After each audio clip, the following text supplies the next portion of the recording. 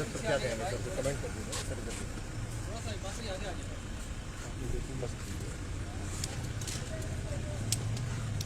ارشد شریف وطن پہ قربان ہوا اور اس نے اس وطن کے لیے کفن پہنا ہے. میں ان کی والدہ سے ملا اور ان کی والدہ بہت غمزدہ ہیں، ان کی بیٹی بھی، ان کا بیٹا بھی، اور سبھی لوگ شایان شان طریقے سے ان کی تدفین کریں گے. اور سچ کی خاطر اس نے قربانی دی ہے،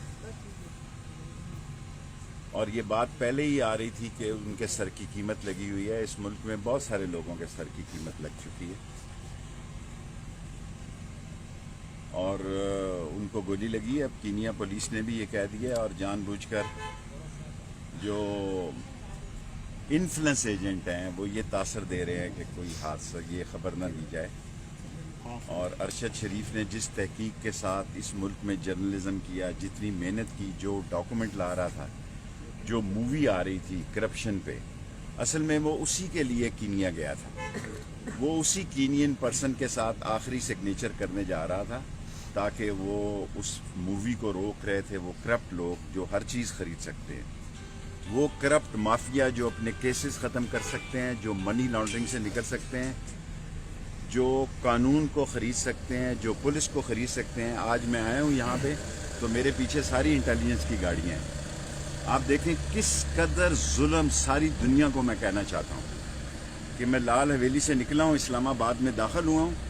میں ایک شہید کے افسوس کے لیے آ رہا ہوں اور میرے ارد گرد انہوں نے گاڑیاں لگائی ہوئی ہیں. مرنا اور مارنا اور یہ باتیں بھول جائیں.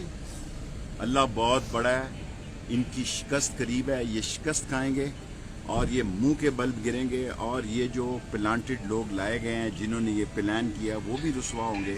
اور قیامت تک ارشد شریف کا نام زندہ رہے گا. سر قیمت لگانے والے کون ہیں سر؟ سب کو پتہ ہے. سب کو پتہ ہے. جی یہ شیخ رشید صاحب نے گفتگو کی، آپ نے ملاحظہ کی شیخ رشید